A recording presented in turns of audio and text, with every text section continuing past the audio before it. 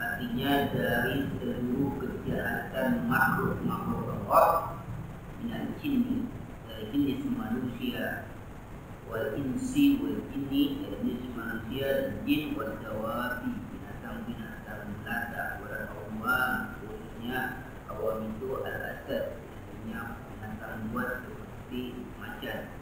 Min syarri kulli mu'tin khalaqa Allah, dan dari segala bentuk kejahatan yang Allah telah ciptakan. Ayat pertama yang telah kita baca dahulu adalah qul a'udzu birabbil falaq.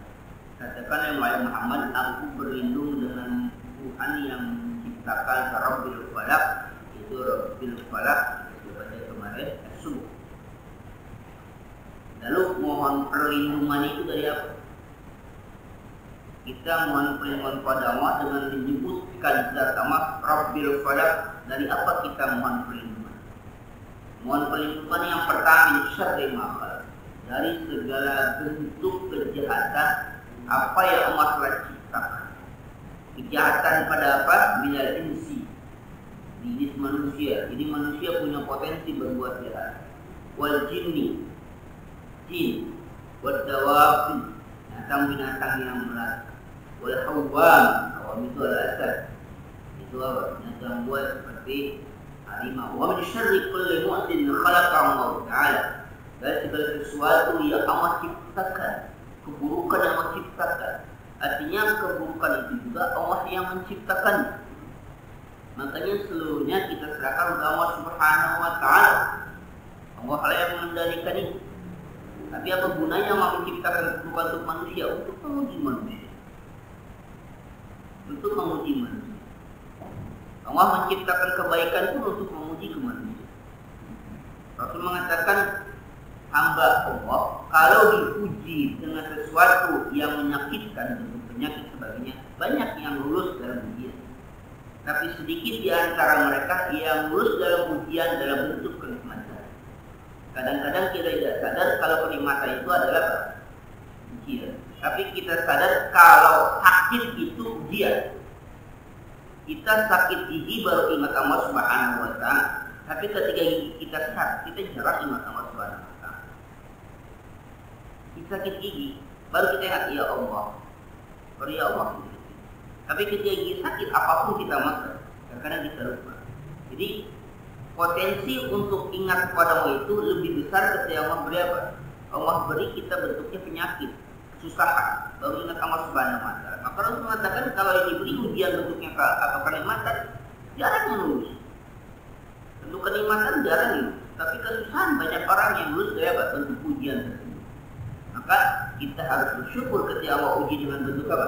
Dengan kesusahan dan tidak Allah Subhanahu wa Ta'ala. Tapi bukan berarti nunggu susah dulu baru ingat Subhanahu wa Ta'ala. Ketika lagi susah kayak macam ini bertanya lagi, amat sini corona bukan mati. Kemarin kemana aja yang nggak ada corona? Udah ada corona baru apa? Pengen mati. Lama amat corona ini sepertinya pengen umroh. Kemarin kemana aja? Belum ada duitnya. Iya, belum ada duitnya. Jadi kalau mati itu nggak punya duit. Karena apa? Keinginan itu ketika kita dalam keadaan susah. Maka dikatakan al-syarri, kejahatan yang Allah ciptakan, ya betul apa? Kejahatan betul. Maka percaya kepada takdir khairin atau syarrin, baik atau buruk, termasuk rukun iman. Percaya kepada takdir baik dan takdir buruk adalah rukun iman. Semua ada hikmah di balik yang Allah ciptakan, tapi terkadang kita tidak tahu di balik hikmah itu. Tapi tetap saja kita memohon perlindungan. Kenapa memohon perlindungan kepada Allah? Karena Allah yang menciptakan. Karena memohonnya kepada Allah karena Allah yang menciptakan. Kalau memang ini azab wabah sekarang ini, ya mohon perlindungan kepada Allah, biar Allah yang menarik, biar Allah yang angkat. Bukan berarti kita sok-sokan gitu. Sok-sokan artinya akan ini dari Allah Subhanahu wa Ta'ala. Kita tawakal saja. Tawakal yang benar. Kalau kita masalah, kalau kita mati takut mati, kalau berlalu ya, apa itu dia mati?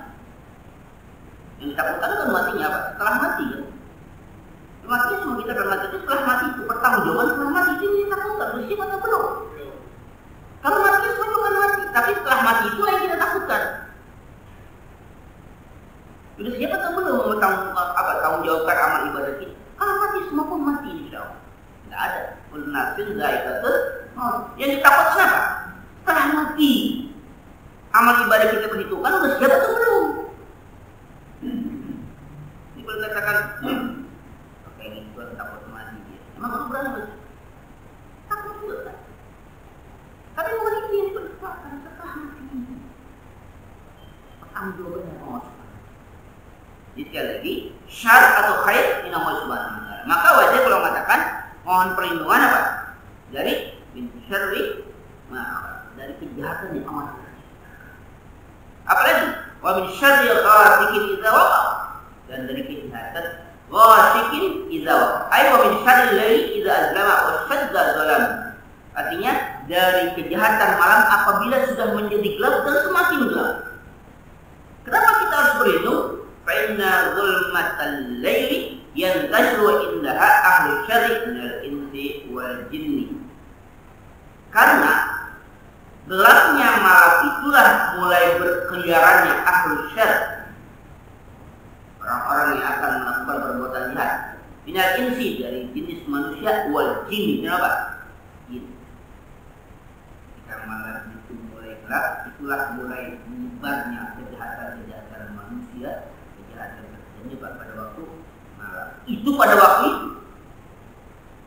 Pada waktu ayat ini diturunkan. Sekarang orang ngerampok nungguin malam, ya kan? Nungguin malam, tidak ada kesempatan. Orang membunuh nungguin malam, orang berzina nungguin malam. Kata yang dikatakan di awal, ternyata zaman sekarang lebih jahiliyah dibandingkan dengan itu. Diturunkan ayat ini, kenapa diturunkan wa min syarri ghasiqin idza waqab? Ay wa min syarri laili idza azlama wa shadda zalamu. Waktu malam, yang malam itu semakin gelap, maka berlindung dari kejahatan itu. Karena pada malam yang gelap itu yang tasyiru wa indaha ahli syarri minal insi wal jinni. Qala ar-Razi wa innama umiru ayyata'awwazan li syarri layli lianna fil layli ta'khruju shiba'u bil ajal. Imam Ar-Razi mengatakan, kenapa sih diperintahkan mohon perlindungan pada waktu malam dari kejahatan-kejahatan malam? Lianna fil layli ta'khruju shiba'u bil ajal. Keluar binatang-binatang buas dari sarang itu pada waktu malam. Wal hawa min makaniha.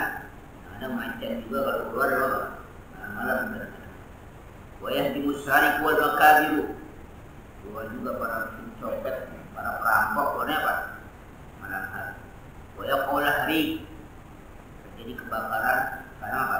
Malam hari. Nah, yang paling susahnya wa yaqillu fihi al-ghaus, dan di waktu malam sedikit orang yang dapat memberikan pertolongan. Mungkin sedikit orang yang dapat memberikan pertolongan. Ini adalah sesuatu yang normal. Artinya biasanya maling itu keluarnya waktu malam. Itu dijelaskan. Rampok itu waktu malam. Binatang-binatang buat waktu malam. Kebakaran biasanya waktu malam. Kenapa? Karena waktu malam itu mereka baru nyalain lampu.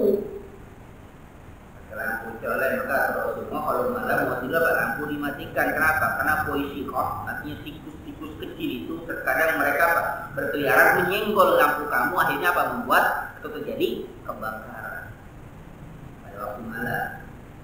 Sekarang kan nggak pakai lampu colek lagi kan? Apakah kebakaran malam? Siang pun bisa kebakaran. Apakah perampokan malam? Tidak, siang pun bisa perampokan. Maling apalagi? Nunggu malam, orang ada jamaah aja, kotak amal hilang. Ada jamaah aja, sendal hilang, tas hilang. Ada jamaahnya di masjid deh. Di masjid kotak masjid hilang. Kotak amal masjid hilang. Di masjid lagi sembahyang sudah hilang. Alhamdulillah kalau yang lain hilang juga. Kenapa? Berarti lo tidak menunggu malam lagi. Kejahatan luar biasa. Nah kalau begitu, kalau mengenai ayat perlindungan, maka perlindungan kita dibaca apa? Waktu malam penuh siapa? Mohon perlindungan pada Allah Subhanahu wa Ta'ala. Ya. Itu yang kedua. Yang ketiga, wa min syarri naffasatil 'uqad. Wa min syarri naffasatil 'uqad wa min syarri sawahil liwati yaqadna dan fi quyutin wa yafasna wa yafahna fiha yadurru ibadallahi bisir. Artinya dari kejahatan tukang-tukang sihir yang dia itu membungsel mengikat yaqadna dan fi quyutin. Jadi apa? Benang itu dibungsal-bungsal diikat-ikat. Wa yafasna sampai ditiup fiha yadurru ibadallahi bisirhinna wa yufarriqu bainar rajuli wa zawji, supaya apa? Menyakitin, mendorotkan orang lain dan bisa membuat perceraian antara suami dengan istri. Itu terjadinya di waktu malam. Jadi wa min syarri naffasatil 'uqad itu apa sih kan ditiup kan? Kejahatan para peniup uqad itu ada muslim. Kenapa?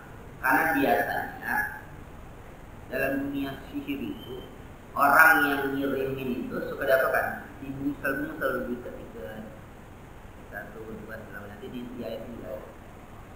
Apa? Ditiupkan untuk mengirimkan pada bulan, bukan manusia. Artinya pada masa Rasul maupun itu sudah apa? Sudah ada. Dunia sihir itu sudah ada pada masa Rasul. Dan pada masa Rasul, pada zaman Fir'aun masih bujangan itu sudah ada. Makanya Fir'aun sangat bangga dengan apa? Dengan tukang-tukang sihirnya. Makanya dia lawan dengan Nabi Musa alaihissalam. Sihir itu juga mungkin apa kejahatan yang paling tua itu mungkin sihir. Sudah, dan lebih sekali yang dibaca ini Rasulullah pun terkena itu. Jadi di sini Al-Quran menyebutkan wa min syarri naffasatil 'uqad, kejahatan para peniup bungselan. Ada peniup kata-kata maksudnya. Nanti di sini ada Tukang si itu biasanya menggunakan media, dan media itu biasanya diikat-ikat lalu apa ya? Ditiupkan untuk sampai kepada orang yang ditujunya, buat mudarat pada mereka, termasuk yufarriqu bainaz zawji wa zawjatihi, termasuk memisahkan, membuat suami si bercerai itu gara-gara tukang sihir. Membuat apa? Suami sama istri bercerai gara-gara tukang sihir. Hati-hati. Selama bini ribut mulu, berantem mulu, banyak-banyak baju surah ini. Ya, bini ribut, berantem mulu. Hati-hati, memajakin apa? Ceraian, makin ceraian. Hati-hati, takutnya mau kawin lagi dia. Bukannya karena istrinya. Ya Pak, mana ada umumnya lagi. Tapi yang mengatakan, di ayat lain, wa ma'hum yudharina bihi min ahadin illa bihi. Dan tidaklah ada sesuatu pun mereka yang dapat menderotkan dari seorang pun kecuali dengan ya, betul, Allah lah yang mengizinkan itu. Dengan perbuatan mereka mengizinkan ya, tapi Allah juga yang bisa menghalangi. Maka kita mohon perlindungan pada Allah Subhanahu wa Ta'ala. Qala fil bahri wa sababu nuzulil mu'awwidzatain Qissatul Labid bin A'sam. Sebab turunnya mu'awwidzatain, qul a'udzu birabbil falaq, qul a'udzu birabbin nas, itu dua surah perlindungan. Itu ada sebab turunnya. Kalau dari mutafsir itu sababun nuzul, kalau ada ulum tafsir itu sababun nuzul. Salah satu ilmu tafsir, ilmu yang mempelajari latar belakang diturunkannya surah ini. Nah, surah Al-Falaq dan surah An-Nas kita sudah baca, itu ada sebab, satu sebab, dua surah. Apa sebabnya? Ada seorang tukang sihir, ini orang Yahudi namanya Labid bin A'sam, allazi sahara Rasulullah SAW, yang dia mensihir Rasul. Dengan apa? Fi mustin wa masyaqatin, dengan menggunakan sisir dan rambut-rambut yang rontok. Apalagi wajufin ay qasid fa'isal ati zakri, dan manggar-manggar pohon korma laki. Korma itu ada yang korma laki, karena korma itu nggak bisa membuahi sendiri, dia harus apa ya? Dikawini. Jadi korma itu kalau dia berbuah bagus itu dikawini. Artinya pembuahan tidak secara alami. Di kita juga ada yang buah macam itu ya. Tapi apa kan dikawinkan. Di antara apa? Pohon salak,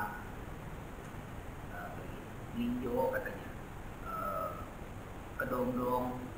Itu kalau orang gue bilang itu ada kedondong kalau nggak berbuah-buah seperti itu, apa kedondong mati. Kenapa? Dia nggak bisa hidup sendirian. Hidup melinjo. Katanya melinjo itu apa? Ada teman-temannya. Kalau sendirian dia nggak bagus dia berbuatnya. Hidup pun salah. Kalau bahasa orang Somalnya apa? Pembuahannya tidak secara alami. Nah, ini ada manggar. Korma itu sebutnya manggar korma laki. Ya, korma laki. Jadi korma itu belum penyerbukannya belum dilakukan secara manual, secara tidak alami dengan penyerbukan dengan angin dan sebagainya. Nah itu nanti dikumpulkan, apalagi awitfil dan apa? Dan dia nanti awitfir dan apa? Akan nikah. Ma'qudatun fiha ihda asyrata uqdatan. Dia akan dibungkus, isinya itu ada sisir, ada rambut, ada manggar korma laki. Kemudian dibungkus, ikatannya ada 11. Jadi apa? Dibungkus apa? Ada 11 ikatan. Terus maghrurin bil ibri, dia angin ditusuk dengan jarum. Nah, itu diapakan? Dikirimkan kepada orang yang dikehendaki untuk berbuat. Nah, Rasulullah itu terjadi. Kenapa Rasulullah bisa tahu? Karena diberitahu. Jadi ketika Rasulullah, jadi Siti Aisyah menceritakan riwayat panjangnya, Rasulullah seperti menghayalkan melakukan sesuatu yang belum tidak lakukan, dihayalkan itu. Ketika dalam keadaan seperti itu, ada dua malaikat riwayatnya, ada yang katakan malaikat Jibril dan malaikat Israfil atau malaikat, ada dua malaikat, tapi ada malaikat Jibril, yang satu di kepala, yang satu di kaki. Rasulullah dalam keadaan sadar seperti melihat ada dua orang yang ngobrol. Ini orang laki-laki berarti sedang diapakan. kenapa berpenyakit seperti itu? Oh, dia sedang sihir. Siapa yang sihir? Nabi bin Aksal. Sihirnya dengan apa? Dengan muselan yang 11 muselan itu diikat lalu disembunyikan. Di mana disembunyikan? Di sebuah sumur. Nabi itu lagi ngobrol dia berdua, Nabi sadar di sebuah sumur. Di mana sumurnya di sana dia diletakkan dalam sumur di bawah batu. Setelah dua malaikat itu pergi, Nabi merasa ada informasi dan sadar, lalu suruh para sahabat bersama Nabi untuk ke sumur tersebut. Ternyata apa? Digali, diangkat di bawah batu, ternyata betul ada apa? Ada selat yang 11 itu juga. Lalu sang malaikat sebelum pergi itu, apa yang akan menyembuhkan orang ini? Turunkanlah al-mu'awwidzatain, al-falaq dan an-nas. Al-falaq berapa ya? Berapa ya al-falaq? Berapa ini? Ada 5. An-nas ada 6. Jumlahnya. Jadi ketika Rasulullah membaca dua surah ini secara betul-betul, setiap satu ayat membuka bunselan terbuka. Tapi yang terbuka bukan bunselan bukan ikatan yang ada di di barangnya. Seolah-olah Rasulullah itu diikat dengan 11 ikatan itu. Satu ayat dibaca lepas, akhirnya 11 ayat dibaca lepaslah semua ikatan. Dan Rasul merasa segar, merasa sehat kembali, lalu didatangkanlah sumur yang disebut oleh malaikat. Ternyata betul datang ke sumur, dilihat oleh Rasulullah airnya seperti berwarna merah darah. Diangkat, betul ada barangnya. Rasul katakan, barcode masukkan dan sumur ditutup. Dan Rasulullah tidak memberitahukan siapa pelakunya. Rasul tidak memberitahukan siapa pelaku. Siapakah ditutup? Riwayatnya tidak siapa pelaku. Kenapa tidak memberitahukan siapa pelakunya? Karena kalau diberitahukan, lalu mereka akan dihukum dengan hukum apa? Mau diapakan? Pembuktiannya apa? Kan bisa seperti itu. Maka sekarang kan dukun-dukun santet katanya masuk pidana kan susah, masuk pidana apa pembuktiannya kan susah. Maka sulit untuk masuk pidana. Rasul nggak dikasih tahu si Fulan, Rasul tahu si Fulannya kan yang beritahu malaikat, tapi Rasul nggak memberitahukan si Fulan lah yang melakukan itu. Sudah tutup saja. Yang penting Rasulullah sudah sehat. Yang kedua pertanyaan yang diajukan adalah, kok kan Rasul ya? Rasul kok bisa kena sihir? Rasul kok bisa kena sihir? Rasul kan dilindungi oleh Allah Subhanahu wa Ta'ala, ya kan? Tapi kok bisa kena sihir? Maka ada yang mengatakan kalau gini hadis ini salah nih, hadis ini dhaif, hadis ini lemah, mau bahkan yang kata bohong ini, nggak mungkin Rasul kena sihir. Tapi hadisnya sahih. Kalau dibalik, memang apa masalahnya kalau Rasul kena sihir? Apakah Rasul jadi nggak jadi seorang Rasul kena sihir? Rasul itu manusia, anak bashar, manusia biasa. Tapi Rasul mau diberikan wahyu, itulah yang jadi keistimewaan karena Rasul itu wahyu. Tapi kemanusiaannya seperti tidak jelas. Rasulullah kalau mau perang tetap pakai apa? Pakai rompi baja supaya tidak tembus senjata. Tetap pakai itu. Nggak belagu-belaguan sok kebal. Mungkin enggak, Rasul tetap berlindung. Kalau lapar Rasul tetap makan. Rasul juga pernah sakit. Kemanusiaan tetap ada. Dan pada saat itu semua yang terjadi pada Rasulullah SAW, baik ataupun buruk, itu menjadi syariat, menjadi hukum. Rasulullah SAW pernah lupa? Pernah. Tapi lupanya Rasulullah apa? Menjadi tata kita ketika kita lupa seperti apa? Itulah aturannya. Karena Rasulullah pernah seperti itu. Bagusnya Rasul itu manusia biasa. Kalau Rasul kita malaikat, repot mengikutinya. Manusia biasa itu kan sama dengan kita, dalam kata yang sama kemanusiaannya. Rasulullah menikah, kita pun bisa lakukan itu. Rasulullah berumah tangga, punya anak, segala macam, itu kita ikuti. Uswatun hasanahnya. Maka kalau Rasulullah kena sihir, tidak menjadikan derajat kerasulan jadi turun, tidak menjadi aib, tidak. Kan dilindungi. Ya, perlindungan Allah Subhanahu wa Ta'ala ketika Rasulullah sembuh pun itu perlindungan. Maka wajib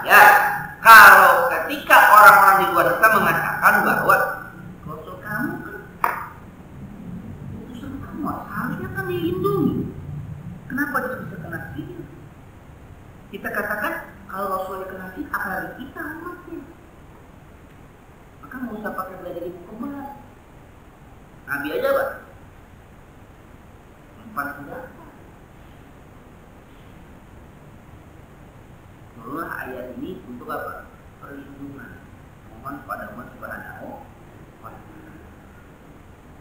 Jadi dengan sebab Rasulullah berpikir, turunlah ayat. Maka ketika Rasul membaca wajada fi nafsi khiffahu hatta halatul uqdatul akhirata faqama fakannama telah dilepas seolah-olah Rasul itu terbebas dari bentuk ikatan. Setelah 11 ayat dibaca dengan 11 misalan itu atau ikatan itu Pak.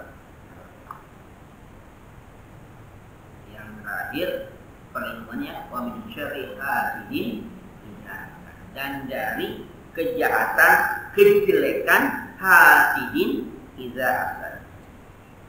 Hasidin idza hasad. Orang yang hasad apabila dia menghasad. Wa min syarril hasil ladzi yatamanna zawal an ghairi wa la yardha bima qasam. Artinya dari kejahatan orang yang hasad. Apa itu orang hasad? Orang yang menginginkan hilangnya kenikmatan pada orang lain, itu orang yang hasad. Tapi ada redaknya min syarri hasidin idza hasad. Kejahatan dari orang yang hasad apabila menghasad. Ada 2 redaksi. Hasidin isim fa'il. Hasadan itu fi'il madi. Artinya dia perbuatan. Hasidin orang yang biasa melakukan hasad. Terus hasadan adalah melakukan tindakannya. Artinya ada orang memang potensi untuk hasad, tapi kalau dia nggak menghasut nggak apa-apa. Kalau Imam Ghazali dalam Ihya ini mengatakan potensi hasad itu setiap manusia ada. Potensi hasad setiap manusia. Kan dikatakan semakin tinggi ilmu seseorang, semakin tinggi rasa hasad. Semakin tinggi ilmu seseorang, semakin tinggi rasa hasad. Termasuk ilmu-ilmu agama. Jadi jangan kita kira bahwa orang yang alim tinggi ilmunya maka hasadnya nggak ada. Ada. Bahkan katanya semakin tinggi hasadnya, semakin tinggi ilmunya, semakin tinggi hasadnya. Terus ketika ngaji, kata itu, oke benar. Jangan dikira saya ini tidak hasad.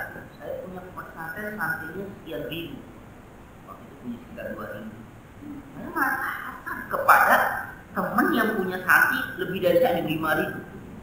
Saya punya pesantren 2 hektar. Itu ada hasad kepada orang yang punya pesantren 5 hektar. Segala macam. Tapi hasad itu kalau tidak diungkapkan, tidak dihasutkan, tidak jadi ngapa-ngapa. Yang bahaya, idza hasada. Kalau dia bahkan dihasadkan. Pada diri kita ada rasa hasut, tapi kalau kita tidak hasadkan, kita tidak keluarkan, tidak lakukan, nggak apa-apa. Setiap manusia punya seperti itu. Makanya hasidin idza hasad. Orang yang menghasad apabila dia melakukan penghasadnya. Kalau dia enggak, dia nggak apa-apa. Ini seolah menunjukkan bahwa pada diri kita itu punya potensi untuk apa? Untuk hasad. Apa sih itu hasad? Hasad itu kita tidak senang pada kebaikan pada orang lain dan kita ingin kebaikan apapun itu bentuknya, nikmat, harta, cakep, ganteng, ilmu, segala macam. Kita nggak senang. Kita pengen dia celaka. Kita pengen dia bodoh kalau dia alim. Kita pengen dia miskin kalau dia kaya. Kita pengen dia jelek kalau dia ganteng. Itu namanya apa? Kata Rasulullah, hasad ila bisnain. Tidak boleh hasad kecuali hanya 2 hal. Pertama, hasad pada harta. Ya, pada harta, dan harta itu diperoleh dengan cara yang halal dan dihabiskan di dalam Allah Subhanahu wa Ta'ala. Yang kedua, pada ilmu, yang ilmu itu dimanfaatkan dan diamalkan. Itu bayangkan. Para ulama yang membedakan antara hasad yang baik, hasad yang buruk. Kalau hasad yang baik namanya ghibthah. Kalau hasad yang buruk ya hasad ya. Itu hanya membedakan. Tapi pada prinsipnya hasad juga. Lalu apa bedanya dengan ghibthah atau hasad yang baik? Kalau hasad yang baik itu adalah kita hasad tapi seperti orang termotivasi. Si fulan orang kaya. Dengan kekayaannya dia bersedekah. Dengan kekayaannya dia bisa membantu orang lain. Aku pengen seperti dia, pengen kaya seperti dia. Itu namanya hasad yang baik dengan ghibthah. Boleh. Si fulan alim, pintar dia beribadah dengan ilmunya. Dia amalkan ilmunya bermanfaat pada orang lain. Aku pengen seperti dia, maka dia belajar keras untuk seperti itu. Boleh. Itu namanya ghibthah atau hasad yang apa? Yang baik. Tapi pada hal yang sama, pada harta, itu dia hasad yang buruk. Si fulan kaya, dia memanfaatkan dengan kekayaannya itu untuk kebaikan, betul. Bermanfaat pada orang lain, betul. Dia pengen seperti itu, tapi dia berharap orang itu celaka dulu. Kapan dia bikin yang kaya gue?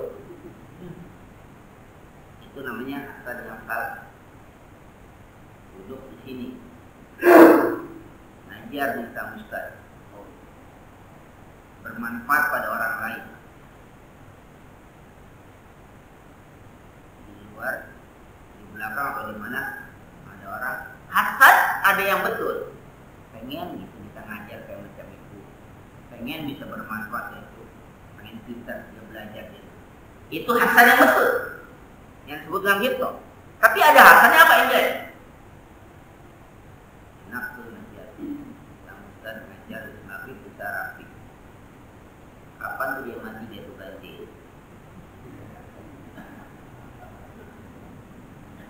Makanya Ustaz juga punya amalannya. Kenapa? Karena profesi yang apa ya? Yang banyak yang mau. Kapan dia celaka? Coba yang ganti. Itu hasad. Walaupun pada kebaikan, tapi dengan cara apa? Mencelakakan orang lain.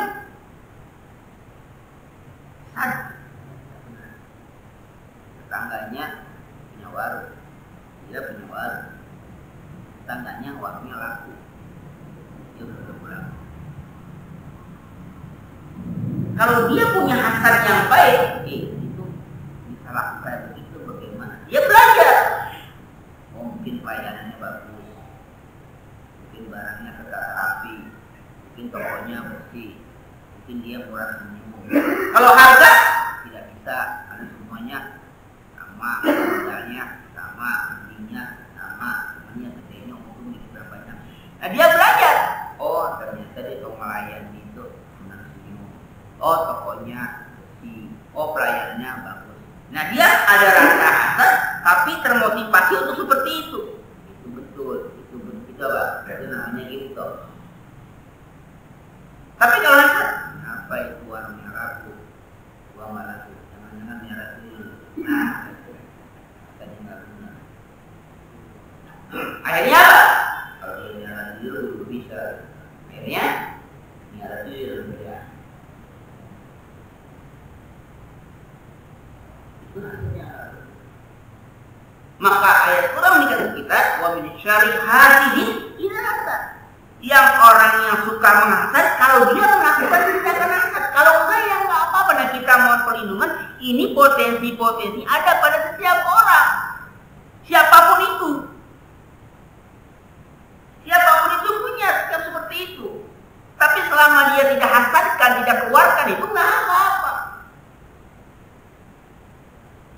Memang para ustadz, orang alim, ulama nggak punya rasa, punya, cuman dia bisa menyembunyikannya, nggak kelihatan dia.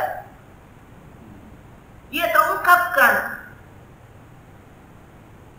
Dia punya, mungkin punya, tapi dia bisa menahan, meredam. Kenapa? Punya potensi yang sama, pada semua punya potensi yang sama. Tinggal potensi yang baik atau potensi yang buruk yang kita apa? Yang kita tunjukkan sama. Kita kalau Allah Subhanahu itu sama.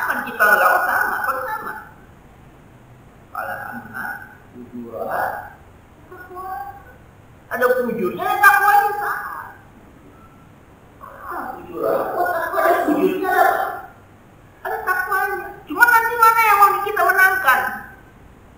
Apakah takwa kita yang kita tingkatkan, apa wujud kita, jahat kita, itu tergantung. Nah, hasad itu pada potensi diri kita semua ada. Tapi kalau hasidinnya enggak hasad, ya enggak apa-apa. Artinya kalau di dalam dirinya punya potensi macam itu, iri dengki sama orang, tapi enggak diungkapkan, enggak dilaksanakan, enggak diinginkan pada orang lain untuk celaka, ya enggak apa-apa. Cuma rasa tidak senang ya pasti ada. Maka ayat Quran berarti wa bisyarri hasidin idza, dari kejahatan orang yang hasud apabila dia menghasud. Apabila dia mengerjakan tindakan hasudnya, yaitu apa? Menginginkan hilangnya kenikmatan pada orang lain. Namanya kalau kemarin tahun 8 ya, mereka itu termasuk ada mereka yang mana itu? mereka maksudnya menurunkan sekolah. Ya, kita dalam kita mereka kata-kata mereka itu siapa? Kita kan artinya jangan kita sendiri, karena kita menuduh mereka itu siapa yang kita menuduh mereka itu? Ini pada diri kita yang kena. Kita nggak berani menyebutkan, kita menyebut mereka itu siapa? Apakah itu termasuk ada? Bukan. Iya. Karena dalam hal politik kan. Jadi pertama, mereka itu siapa? Perbuatan itu apa? Yang dihasilkan apa? Gitu. Itu tidak. Jangan-jangan nanti kita yang kena itu. Misalnya, ini si Fulan, asal sama si Fulan, kita nyebutnya berdejas nih. Apa yang dihasilkan? Dia memprovokasi orang atau membiayai orang atau apapun supaya ini jatuh. Nah, sederhananya begini dah. RT. Supaya RT itu jatuh gimana ya? Pokoknya aku kan tuduh segala macam, pokoknya itu orang lihat jelek, udah turun dari RT. Nah, pas RT siapa yang naik? Dia yang naik. Karena kita sebut tadi nggak jelas, ketika dia jatuh yang naik siapa? Coba yang naik siapa setelah beliau runtuh? Siapa yang naik? Coba. Nah, beliau maksudnya yang dikatakan. Nah, ya itu makanya. Kenapa? Karena sesuatu yang hilang, yang ini akan menggantikan. Itu hasad. Sang RT jatuh, dia yang naik, dia mengerjakan. Ini yang maka jelas orang nggak boleh itu. Dia jatuh, dia yang naik, karena dia mengerjakan, menjatuhkan. Iya hasad. Karena dia nggak senang dengan orang itu. Tapi kalau kita sebut mereka banyak orangnya siapa itu, perbuatannya apa, lalu keuntungannya apa, itu jelas. Maka kita nggak bisa menuduh. Kita nggak bisa menuduh. Kenapa? Siapa yang dia mengambil keuntungan, siapa yang melakukannya itu, tindakannya apa? Jangan orang ini hanya apa? Hanya dia apa? Dikompor, dipanas mati, nggak tahu apa padahal masalah ini. Maka apakah Tuhan atau tidak? Nah, yang namanya hasad, ada orang yang nggak suka dengan orang ini. Nah, caranya apa? Ya saya nggak suka sama dia, saya pengen posisi dia, maka saya jatuhkan dia. Orang yang gila. Hasadnya apa? Saya fitnah dia. Segala macam bentuknya. Ya namanya hasadnya nggak mesti harus apa? Jelek, nggak mesti itu. Macam-macam cara dilakukan. Yang penting dia jatuh, saya yang naik. Kita lihat. Nah, berarti yang hasad itu yang ini. Nah, maka kita harus hati-hati dalam apa? Dalam cermati. Apalagi kalau pakai simbol-simbol atau kata-kata yang apa? Yang tidak jelas. Nah, itu hasad nggak bisa. Ada orangnya, ada pelakunya, ada tindakannya, ada akibatnya. Bang Bakso ini nggak senang sama tukang bakso ini, maka diapakan? Dihasut, maksudnya apa? Ternyata ini sakit segala macam, dagangan yang menurun, dia yang naik. Kawan, dia yang melakukan itu, dia nggak senang, nah dia naik. Tindakannya ada apa? Apa dia dukunin, apa segala macam? Nah, yang inilah yang ada. Ini nggak tahu-tahu, nggak melakukan apa-apa. Yang warung ini tiba-tiba bangkrut, terlibat utang sama bank. Ya dia bangkrut, tutup, ya dia naik. Padahal dia nggak pernah melakukan apa-apa, tapi karena dia tutup, orang lain sini semua kan. Apa kita tuduh dia itu apa? Sudah jangan-jangan kenapa hidup gunung gitu? Ya belum tentu lah. Kenapa? Buktinya warungnya tutup, dia warungnya maju. Apakah nggak bisa? Makanya oleh karena itu yang tadi dijelaskan Rasulullah tidak mengungkapkan siapa Fulan bin Fulan. Kenapa? Susah untuk mendeteksinya, susah untuk membuktikannya. Rasulullah tahu dengan wahyu, tapi manusia nggak bisa tahu. Lalu kata Rasulullah, si Fulan yang mengunjungi saya, lalu apa yang ditangkap, dibunuh. Apa buktinya bisa membunuh orang lain? Apalagi hasad sama, itu urusan hati. Tapi tindakannya kelihatan. Maka kita nggak bisa membunuh orang-orang. Lu dengki kali, belum tentu. Yang ini jatuh, yang ini naik, ini turun. RT, yang naik, wakilnya, oh jangan-jangan wakilnya hasud nih. RT-nya turun, wakil jenis dia. Tapi tindakannya apa? Hati-hati juga. Itu jelas poinnya orang yang jelas, tindakan jelas, hasilnya jelas. Jadi ada apa? Ada objeknya, ada subjeknya, objeknya, ada apa? Ada predikatnya, ada apa? Ada tindakannya. Harus ada objeknya. Hasilnya ada juga. Hasilnya ini. Sini runtuh, ini naik. Nah, itulah disebut apa? Jadi kita nggak bisa mengatakan itu hasad atau tidak menurut orang. Jadi hasad itu adalah alladzi yatamanna zawala ni'mati anhu. Orang yang menginginkan orang lain itu sengsara. Wala yarda bima qasama ta'ala, dan dia enggak suka Allah telah memberikan anugerah pada orang itu, namanya hasad. Enggak suka, dia pengen dia apa? Dia sengsara kalau emang dia senang, dia miskin kalau dia kaya, dia celaka kalau dia ganteng. Pokoknya enggak senang saja. Itu namanya apa? Tapi ketika itu terjadi pada diri kita, artinya ada rasa macam itu. Kalau itu kita tidak lakukan, nggak penting, nggak mau tindakan apa-apa, ya nggak masalah, karena kita nggak menghasut dia. Kita nggak menghasut dia. Kalau yang kita menghasut dia, ini masuk kategori ini. Ada tindakannya. Kalau memang rasa nggak suka, wajar, manusia ada suka nggak suka wajar. Tapi kalau dia nggak mau tindakan apa-apa, dia bukan yang inilah, maka wajar kayak ini apa? Memohon perlindungan min syarri hasidin.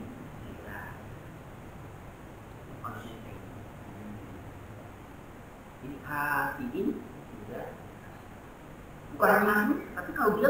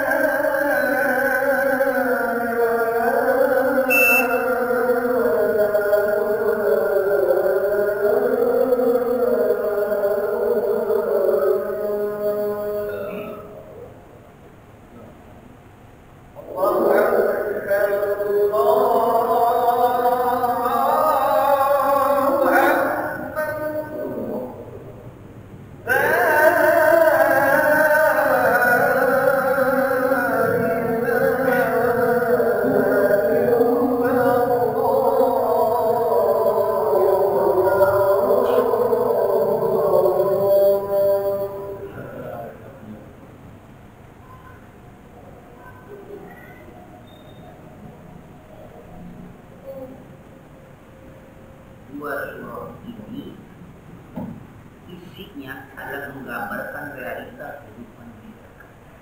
Itu yang terjadi. Isinya menggambarkan kejadian yang terjadi pada masyarakat. Maka Allah mengajarkan pada kita untuk berlindung dari semua bentuk kejahatan yang pernah terjadi. Maka Allah turunkan dua surah ini sekaligus dengan sabab nuzul yang sama, menunjukkan bahwa dua surah ini ada kejadian yang biasa terjadi pada masyarakat sejak zaman Rasulullah sampai zaman sekarang, hanya yang berbeda polanya saja yang berbeda, caranya saja yang berbeda, tapi kasusnya sama. Maka kita tidak bisa memohon perlindungan pada Allah Subhanahu wa Ta'ala segala bentuk kejahatan yang disebutkan dalam ayat ini, mudah-mudahan tidak termasuk sama ini.